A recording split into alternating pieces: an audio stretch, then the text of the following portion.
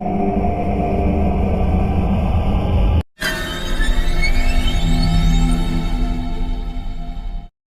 दोस्तों, अगर आप हमारे चैनल हॉरिबल संडे से पहली बार जुड़े हैं तो आप हमारे चैनल को सब्सक्राइब कर लीजिए, जिससे आने वाली वीडियो आप तक सबसे पहले पहुंच सके।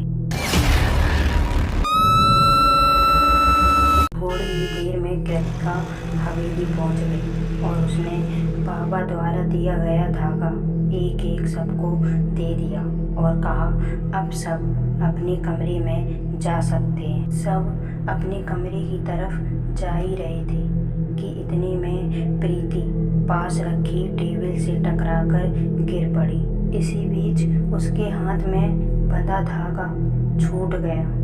थोड़ी देर बाद सब अपने अपने कमरे में चले गए, लेकिन किसी की भी आंखों में नींद नहीं थी। कृतिका को नींद नहीं आ रही थी। उसके सामने बार बार वही सब आ रहा था जो उसने बाबा के पास देखा था।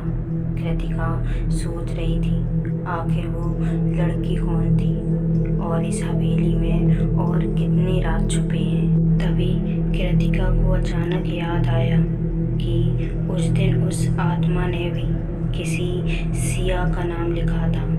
कृतिका सोच में पड़ गई कि वो लड़की सिया का इस तरह भागना और वो साया हो ना हो, ये तीनों कड़ियाँ एक दूसरे से जुड़ी हैं। रात के लगभग 2 बज रहे थे, लेकिन अभी भी कृतिका के आंखों से नींद कोसों दूर थी। तभी कृतिका को लगा जैसे उसकी बालकनी में कोई खड़ा है। जब वो गई तो वहाँ कोई नहीं था। तभी उसकी नज़र नीचे खड़े बरगद के पेड़ पर गई। वहाँ वही आत्मा खड़ी थी जो कृतिका ने 2-3 दिन पहले देखी थी। उसकी लाल आंखें कृतिका को घूरे जा रही थी। कृतिका के देखते ही देखते वो आत्मा हवा में गायब हो गई। अगली सुबह सब बाबा का इंतजार कर रहे थे। तभी दरवाजे की डोरबेल बजी। रुक्मणी ने जाकर दरवाज़ा खोला तो सामने अपने 2-3 शिष्यों के साथ बाबा खड़े थे। रुक्मणी ने उन्हें अंदर आने को कहा। बाबा इधर उधर देख रहे थे। तभी उनकी नज़र दूर खड़ी प्रीति पर गई। बाबा ने प्रीति को देखते हुए हल्की मुस्कुराहट के साथ हवेली में प्रवेश किया। बाबा के अंदर आते ही प्रीति अपने कमरे की तरफ चली गई। थोड़ी देर बैठने के बाद बाबा ने कहा, जितनी जल्दी हो सके उतनी जल्दी यज्ञ की तैयारी की जाए। जिसका डर था आखिर वही हुआ। ये कहते हुए बाबा मंदिर की तरफ चले गए। यज्ञ की तैयारी चल रही थी। सभी लोग मंदिर में मौजूद थे सिवाय प्रीति के। जब मेनका प्रीति को बुलाने के लिए चली तो बाबा ने उसे वहीं रोक दिया और कहा, अब वो तुम्हारी बेटी नहीं है। उसके शरीर को उस भयानक आत्मा ने अपना घर बना लिया है। तभी कृतिका ने कहा, ये कैसे हो सकता है? हमने तो वो अभिमंत्रित धागा सबको दे दिया था। तब बाबा ने कहा, ऐसा असंभव है। अगर वो धागा उसके पास होता तो ऐसा कभी नहीं होता। अगर आज रात तक उस आत्मा का अंत नहीं किया तो वो उसके शरीर को हमेशा हमेशा के लिए अपना घर बना लेगी। बाबा के साथ आए लोगों ने एक त्रिकोण बनाकर उसके आसपास अभिमंत्रित नींबू रख दिया। हवन के जलते ही अचानक किसी की रोने की आवाज़ पूरी हवेली में फैले सन्नाटे को चीरती हुई लोगों के कानों में पहुंची। बाबा ने पास रखी राख को लेकर कुछ मंत्रों का जाप किया और उस राख को घेरे में फेंक दिया। राख के गिरते ही अचानक प्रीति के कमरे का दरवाज़ा खुद ब खुद खुल गया।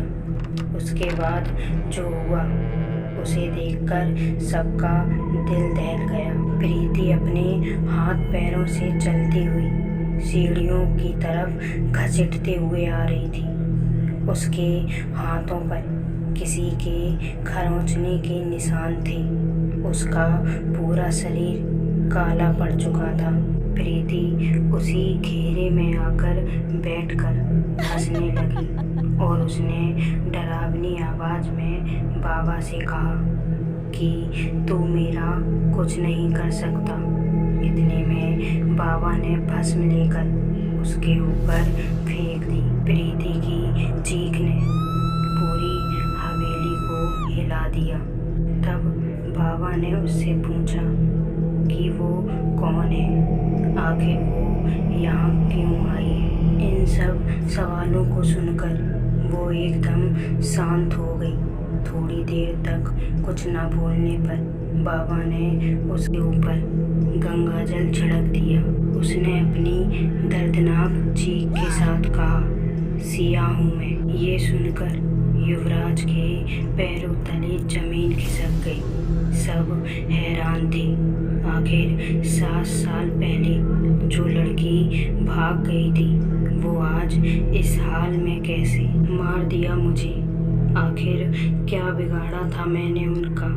मैं अपना बदला लेने आई हूँ और अपना बदला लिए बिना मैं यहाँ से नहीं जाऊँगी। तब कृतिका ने उससे पूछा, आखिर तुम्हें किसने मारा और क्यों। सिया ने अपने हाथ से इशारा करते हुए कहा, पूछो उनसे क्या गुनाह किया था मैंने जो इतनी बेदर्द मौत मार दिया मुझे। उसने जिस इंसान की तरफ इशारा किया था कोई सोच भी नहीं सकता था कि इतनी मासूम चेहरे के पीछे हैवानियत का चेहरा छिपा होगा। उसने रुक्मणी की तरफ इशारा किया था। जब राजवीर ने उससे पूछा कि ये सच है या झूठ तो रुक्मणी ने हाँ में सिर हिला दिया। ये देखकर युवराज ने चिल्लाकर कहा, क्यों, आपने तो मुझसे कहा था कि वो भाग गई, आखिर क्यों। और घुटनों के बल बैठकर रोने लगा। तब रुक्मणी, हाँ, मार दिया मैंने। मेरी ज़िंदगी में दखल अंदाजी देने वालों का यही हाल होगा। अगर ये लड़की उस दिन मेरी बात मान जाती तो ये आज जिंदा होती। कृतिका हैरान थी।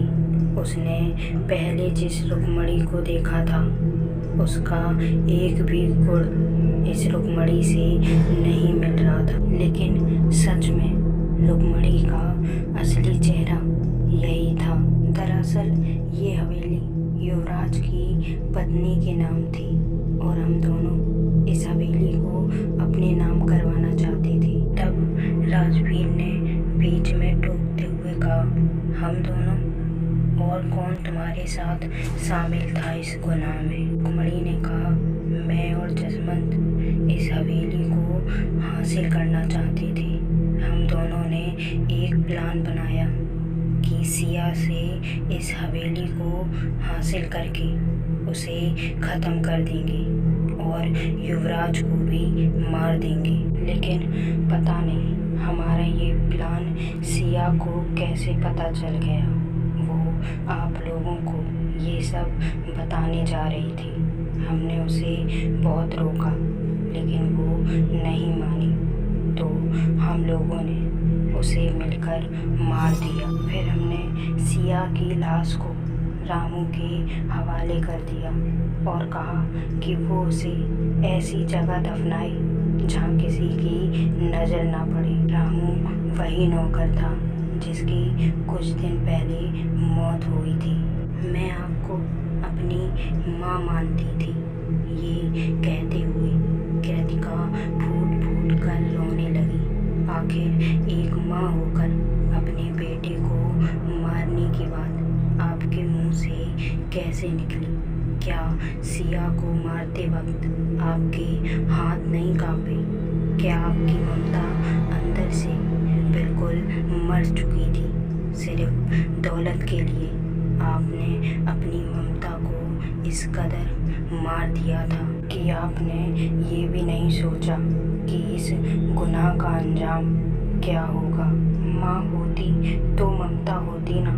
ये कहते हुए मेनका ने कृतिका को चुप कराया। ये सुनकर कृतिका चौंक गई। उसे एक बड़ा झटका लगा।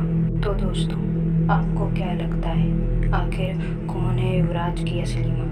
क्या रुक्मणी ने उसे भी मार दिया या कोई और ही राज है? जानने के लिए जुड़े रहिए हमारे हॉरिबल संडे से।